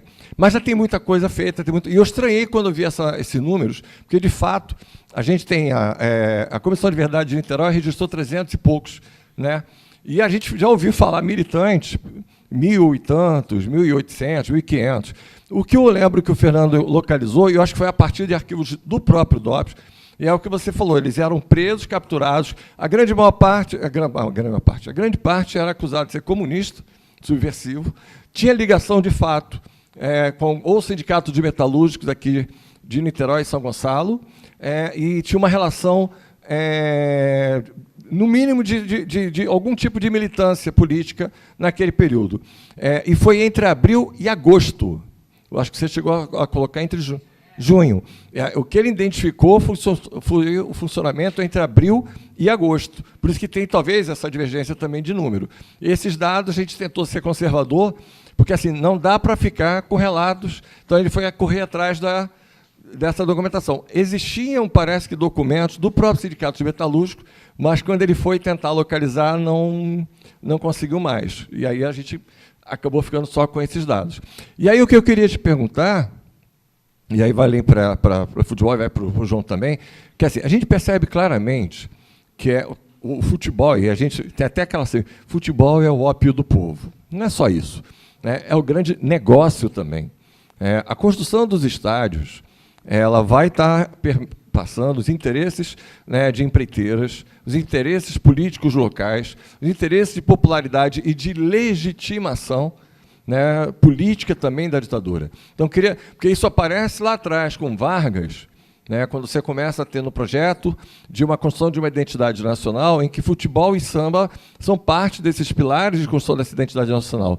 E a ditadura, a gente brinca com aquela coisa prosaica do Messi e Radinho de Pilha no Maracanã, mas me parece que o futebol tem um caráter muito central nesse projeto, e aí eu acho que quando o João apresenta aquele mapa da construção dos estádios e, posteriormente, a relação da quantidade de clubes incorporados no Campeonato Brasileiro, né, que vai ser a base do que vai ser hoje a chamada Copa do Brasil, porque o Campeonato Brasileiro se mostrou inviável. É quando você tem até, se não me engano, nos anos 80, a criação do bloco verde, bloco amarelo, uma coisa assim, aquela confusão do Esporte Flamengo, e aí tem a criação do Clube dos 13 e a da Campeonato Brasileiro passa a ter esse formato atual. Mas por que eu estou falando isso? Queria que vocês pudessem desenvolver um pouco mais, não só do ponto de vista concreto, ou seja, enquanto negócio, enquanto armação de ligação entre políticos, empresas, interesses privados dentro de uma ditadura empresarial militar, mas do futebol enquanto legitimação, né, dessa ditadura, porque, afinal de contas, é uma ditadura. Não tem consenso, não tem hegemonia, simplesmente. É opressão, é dura, mas ela busca também algum tipo de legitimação, algum tipo de convencimento, e que passa pelo futebol. Aí eu queria ouvir um pouco vocês sobre isso também. Quem era o próximo?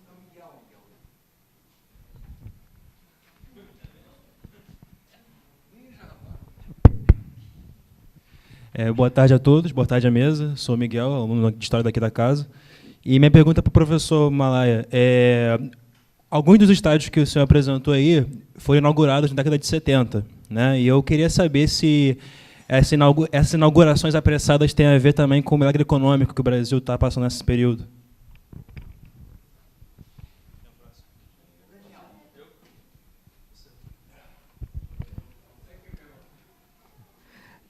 Primeiramente, boa tarde à mesa.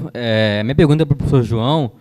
Não é a mesma pergunta, mas foi algo que eu lembrei aqui agora, até comentei com o Sávio, que me lembrou muito esses acidentes que tiveram nos estádios no Brasil durante esse período da ditadura, que foi o que aconteceu em Liverpool, durante o governo da Thatcher, nos anos 80, né? Um jogo de Liverpool e Everton, um estádio, acho que foi o próprio Anfield, que é o estádio do Liverpool, e uma superlotação, um estádio que não derrubou, muitas pessoas morreram, cerca de 97 pessoas morreram nessa ocasião. E mais essa menção que, como se falou desses acidentes, realmente estádios, no caso Fonte Nova ou outro, segundo realmente condições, se não me engano, tinha até, claramente, estava em obra, né? Então, enfim, só parabenizando também pela pesquisa, muito interessante, enfim, só mesmo para soltar um pouco essa comparação, até porque da Tati não era uma ditadura em si, mas era um governo neoliberal, né, no auge do neoliberalismo no mundo, e um governo que tinha total desprezo pelos torcedores, né, e pela classe trabalhadora, foi totalmente prejudicada nesse período na Inglaterra, mas só mesmo essa menção.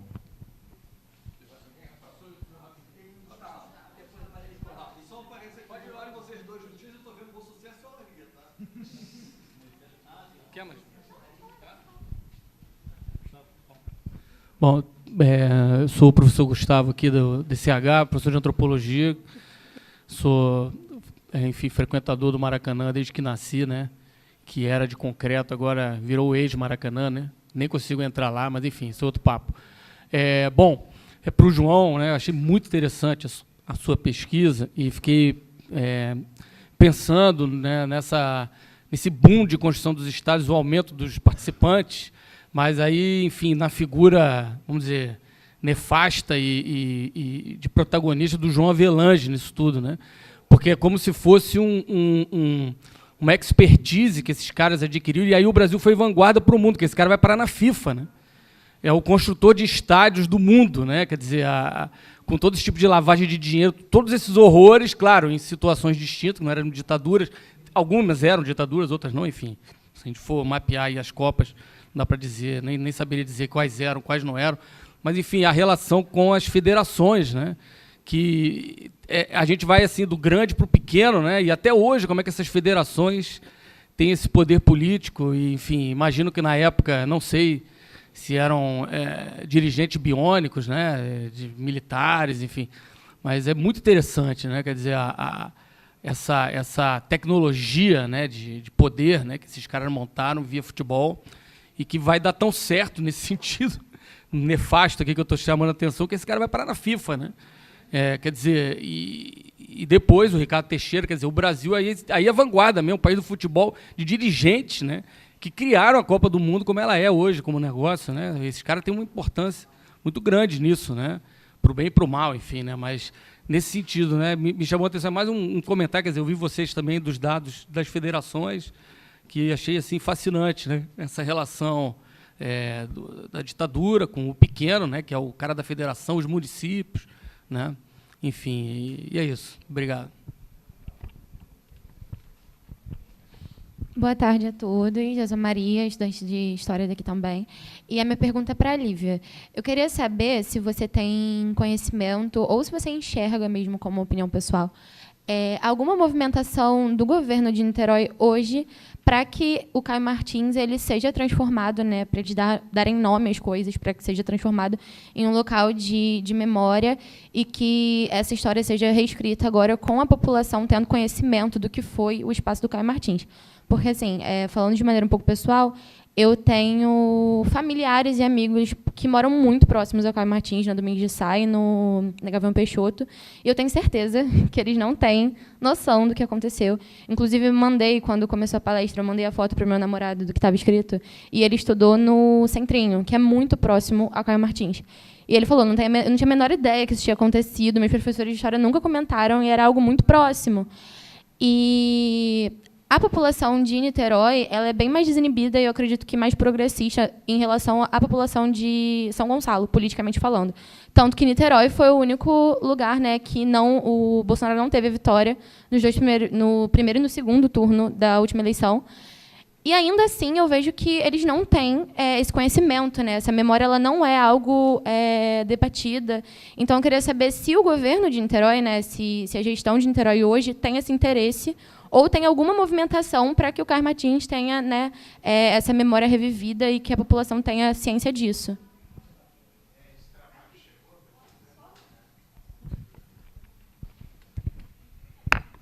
Boa tarde. Queria só fazer uma pergunta para a Lívia. Pergunta ou não, né? Pedir para a Lívia divulgar o livro dela, né, que é sobre história e memória do futebol, porque eu sou professora e eu utilizo, né, o trabalho da Lívia dentro da sala de aula. E eu acho muito importante também que você comente, Lívia, o quanto é necessário falar com os adolescentes, né, com os jovens que são muito encantados com o futebol, como que a história está diretamente ligada, né? E divulgar seu livro mesmo, tá, Lívia? Professora maravilhosa, gente, amo.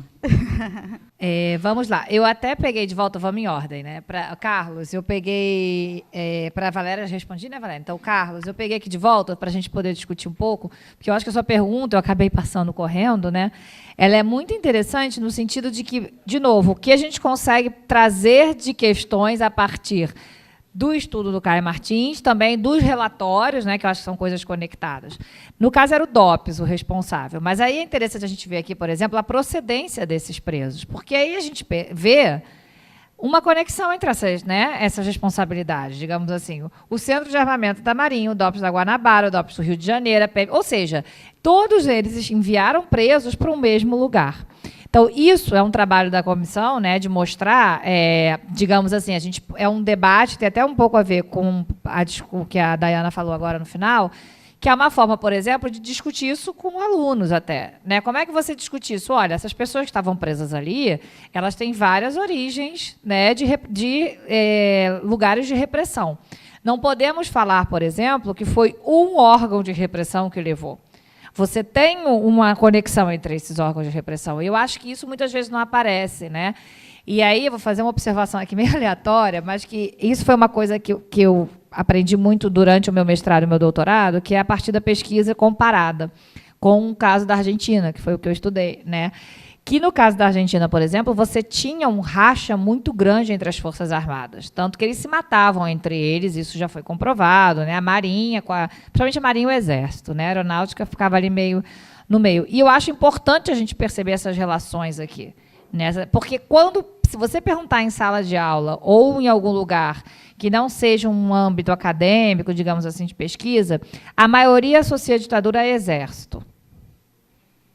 Né? Quando a gente fala Forças Armadas, inclusive, uma vez alguém falou para mim, Forças Armadas não é só Exército? Não, Forças Armadas são os três, exatamente. Né?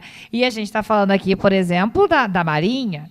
Né? Então, eu acho que a sua pergunta ela tem muito sentido nisso, ela é importante, né? Porque é o DOPS, mas a gente não tem só, digamos assim, então foi o DOPS que torturou lá. Mas de onde vieram essas pessoas? Né? Foi o DOPS que fez a prisão. De onde eles vieram? Né? Qual é essa relação? Tá?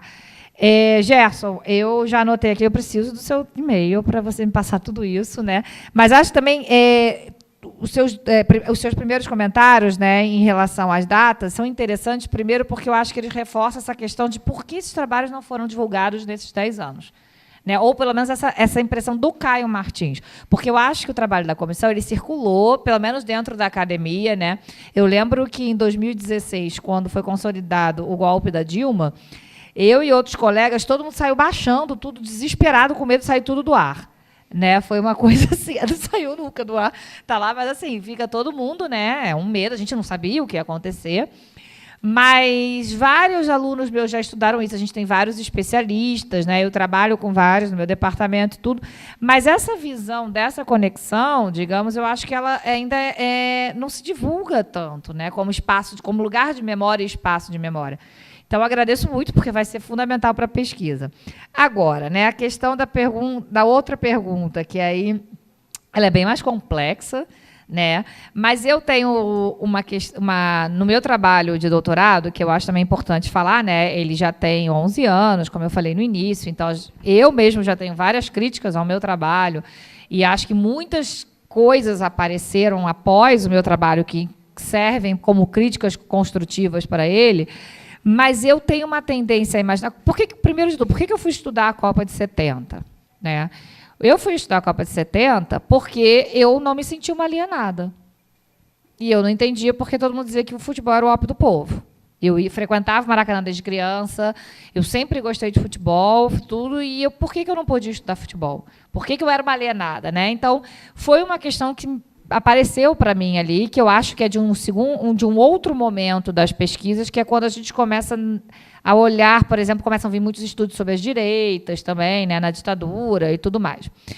E aí, a partir dessa relação, eu também comecei a pensar que, de novo, o caso comparado com a Argentina, na Argentina, os jogadores, né, no momento em que eu fiz o meu mestrado na Argentina, então eu vivi lá, por exemplo, 2008, que era aniversário da Copa, vivi aniversários do golpe lá, né?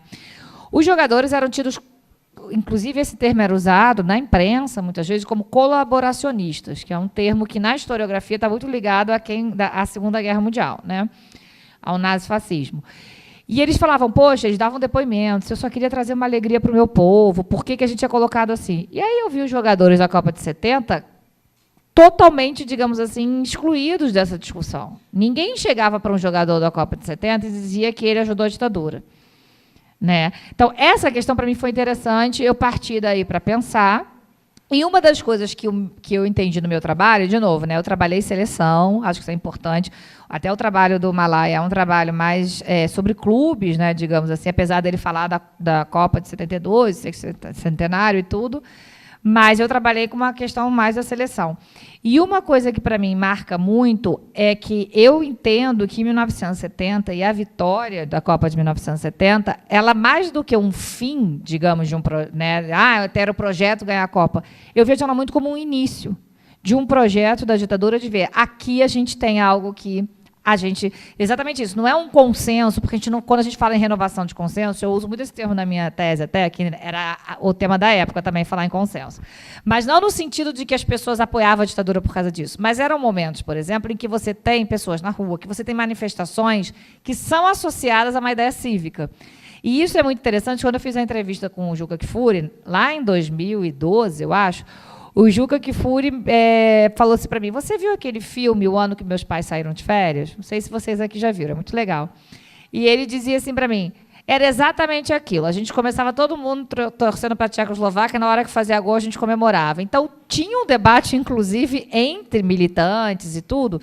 E aí, exatamente isso. Eu acho que é ali que a ditadura percebe que aquilo ele pode ser usado de outras formas. Porque 66 tem a criação de uma CPI para entender por que o Brasil perdeu a Copa de 66.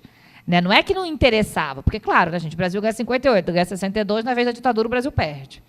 Aí é tipo, não. Né? Mas a questão maior, eu acho, é que assim, eles percebem essas possibilidades a partir das manifestações, ou seja, por isso que eu digo renovação de consenso, no sentido de, olha, aqui a gente tem um diálogo. Esse presidente de radinho, e eu reparei isso no meu mestrado, analisando as páginas da Veja. Nas páginas da Veja, quando você falava de futebol, era o presidente, você falava o presidente Médici. Quando apareciam as páginas de política, por exemplo, era o regime, o governo. O Médici era quase que uma outra pessoa, ele não é o ditador. Né? Então, tem uma construção aí que é muito interessante que o futebol permite. E que a gente viu isso, por exemplo, não só em ditadura, mas que com o Médici foi muito forte. Tá? Não sei se eu respondi, mas acho que o Malá pode complementar. Para Maria, o governo de Niterói hoje. Então, existe esse acordo do governo de Niterói com o governo do Estado, né? Para saber... Primeiro que teve uma disputa de quem é o Caio Martins, que passa muito pelo que eu falei.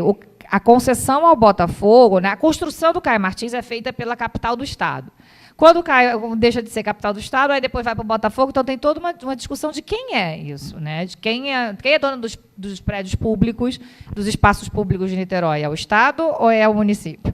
Tá? Que eu acho que é um trabalho, inclusive, muito interessante para pesquisadores de história, né? Mas eles tentam um diálogo. E aí eu vou falar aqui muito da minha relação pessoal, você abriu a porta complicada, né? Mas é um momento muito delicado para o município de Niterói, né? Da mesma forma que Niterói, digamos, é mais progressista politicamente do que outras cidades, eu concordo, mas Niterói também elegeu Carlos Jordi, por exemplo. E dentro da UF, né? Que aquele ser foi lá dentro perturbar e daqui a pouco ele aparece de novo. Mas, ou seja, também tem uma discussão aí, é um ano de eleição esse ano, municipal, né? Então, eu acho que tem um certo cuidado. Tivemos os 450 anos de Niterói, né? Teve mesa sobre o esporte em Niterói, na biblioteca, mas eu entendo que seja uma questão política hoje ainda muito complicada. Ainda mais porque, se a gente pensar, o resultado dessas comissões, a municipal de Niterói, por exemplo, é 2015. Foi o que eu falei, 2015, em junho, julho, já estava começando a discussão do golpe. E aí, depois, a gente veio esse período. Agora, eu não sei se a gente vai conseguir ter uma abertura, talvez, para que isso seja discutido de outra forma, né? Esse tipo de homenagem, de debate e tudo mais. No projeto coletivo, a gente tentou, ainda não conseguiu, mas a gente acha que vai conseguir, pelo menos, um diálogo, porque também é uma prefeitura aberta ao diálogo, ainda mais com a UF, né?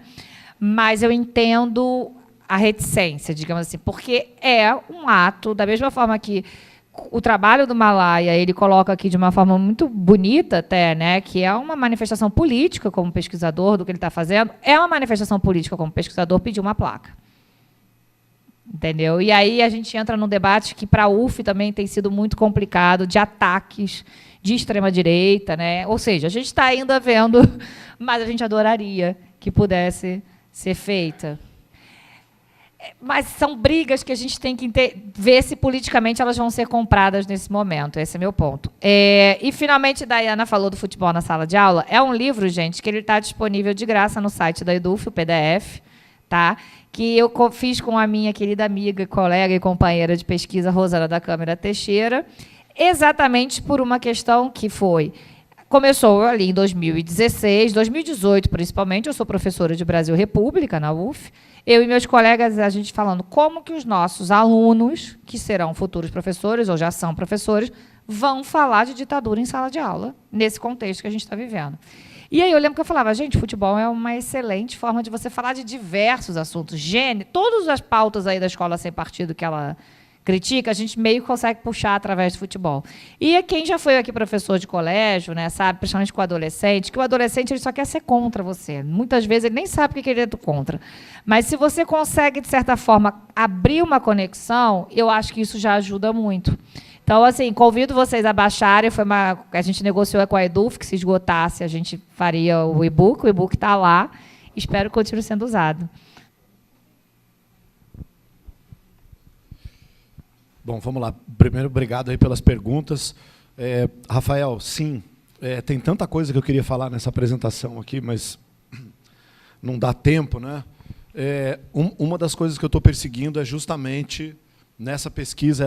Essa pesquisa está sendo financiada pelo CNPq, então tem uma verbinha aí para rodar o Brasil e fazer os arquivos locais, né? Um dos arquivos que eu quero visitar são os arquivos do Tribunal Regional do Trabalho. E aí ver processos de operários na construção dessas obras, né? Então, por isso é tão importante ali mapear o início das obras e a inauguração, que é justamente para ver ali isso. Então, mas isso tá com certeza ver os acidentes de trabalho, ver acordos coletivos de indenização, né? Que com certeza teve. Isso, sem dúvida, teve. Carlos, meu sonho que o nome dessas vítimas apareçam como, não só na Comissão Nacional da Verdade, mas sonho mesmo eu tenho que as famílias sejam indenizadas pelo Estado, sabe? Eu vou perseguir isso. Quando todo mundo que pesquisa futebol, adora futebol, frequenta estádio de futebol, eu não consigo ver isso e não me sensibilizar, sabe? De ver criança morrendo no estádio. Então, assim, eu vou perseguir isso e vou colocar isso, né? E aí nas próximas edições, né, quando terminar essas investigações, vou encaminhar, por exemplo, para a Comissão Nacional da Verdade. Eu espero que, porque eu acredito que sim, né? São vítimas do Estado, né? Gelson, isso que você colocou assim como o futebol, o caráter central no projeto da ditadura, ele realmente é muito forte, né? É muito forte. E essa legitimação da ditadura que eu mostrei um pouco aqui, feita como uma obra do Estado, ela não seria possível sem a participação dos grandes clubes de futebol no Brasil. E isso é uma outra coisa que eu venho perseguindo nas minhas pesquisas, que é tentar enfrentar esse desafio, né? Não comentei com vocês, eu vou comentar rapidamente aqui. Não sei se vocês conhecem um torneio que foi organizado no Brasil em 71, 72 e 73, chamado Torneio do Povo. Esse Torneio do Povo foi organizado em 71 por 4 times de futebol: Atlético Mineiro, Corinthians, Flamengo e Internacional. Eram os chamados times do povo dos seus estados. E eles fizeram esse campeonato em 71, e aí vale lembrar, né, um dirigente do Corinthians, Vadir Relu, deputado estadual pela Arena e depois pelo PDS de São Paulo, e que foi presidente do Corinthians por mais de 10 anos. E essa Taça do Povo foi organizada em meio ao sequestro do embaixador da Suíça, que ficou 40 dias sequestrado e foi trocado por 70 presos políticos. Foi exatamente nesse momento que os 4 dirigentes desses clubes de futebol resolveram organizar o Torneio do Povo, em que se disputava um troféu. O nome do troféu? Taça Presidente Emílio Garrastazu Médici. No momento em que isso estava acontecendo. Esse torneio foi disputado, a final desse torneio aconteceu no Mineirão, o Corinthians foi campeão e o Médici entregou a taça para o capitão do Corinthians. Em 72, o torneio foi disputado novamente, o campeão foi o Flamengo aqui, não recebeu a taça era de posse transitória. Pode olhar no site do Flamengo, pode olhar no site do Corinthians, que está lá o título de campeão do Torneio do Povo. A última edição desse torneio foi em 73. Quem foi campeão foram convidados Bahia e Curitiba, como times do povo do Paraná e da Bahia, e o campeão foi o Coritiba. E como foi o último campeão do Torneio do Povo, o Coritiba tem a taça lá na sala de troféu. Pode entrar no site do Curitiba aí agora e ver as conquistas do Curitiba, está lá em 73 a foto da taça Presidente Emílio Garrastazu Médici. E o Coritiba tem no hino dele, está escrito no hino do Coritiba, é o campeão do povo. Então, se a gente não enfrentar esse desafio de compreender o papel dos clubes de futebol para fazer essa sustentação da ditadura e essa legitimação da ditadura, a responsabilidade não é só do Estado. E isso não faz do corintiano ou do flamenguista um apoiador da ditadura. Não é isso que eu estou falando. São dirigentes que fazem isso. Porque nós, torcedores, a gente só quer ver a bola rolar e ganhar a taça.